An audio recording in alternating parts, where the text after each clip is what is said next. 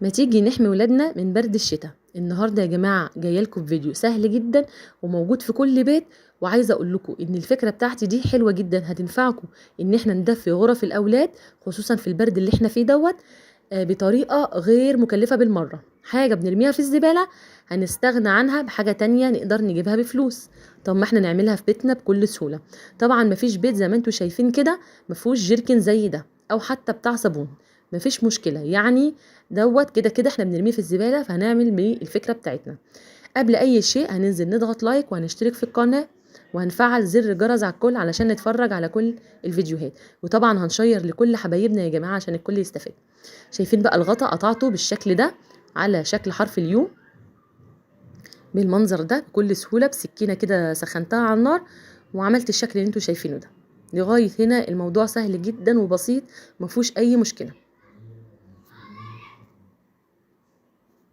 هجيب بقى اي مسمار متوفر عندي، قلاووز او مسمار عادي اللي موجود عندك. هجيب انا عندي مسمار اللي هو قلاووز دوت بالشكل ده، ثبته في المنتصف كده علشان يسهل عليا التركيب. وجيت هنا في الخشبه اللي موجوده بين الشباكين، عندي الشباك الشيش والسلك، طبعا في جزء كده في النص بينهم، انا ثبت هنا المسمار بالشكل ده وابتديت اللي انا الفه بالمفك كده. هو ركب وثبت، وعندي عصايه مقشه كانت مكسوره عندي، ركبت عليها ستاره برضو متوفره عندي، حطيتها بين الشباكين. عايزه اقول لكم دفت الاوضه يا جماعه بطريقه لا تتخيلوها، صدت الهواء اللي جاي من بره وكان مخلي غرفه البنات ساقعه.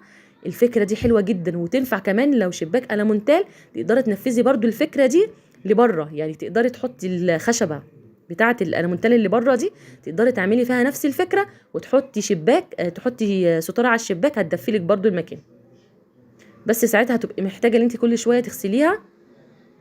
انما دي بصوا، هقفل الشيش وهقفل الازاز عليها بتدفي اوضه، لكن انا هنا فاتحه الشيش عادي خالص. لو الفكره عجبتكم ادعموا الفيديو يا جماعه.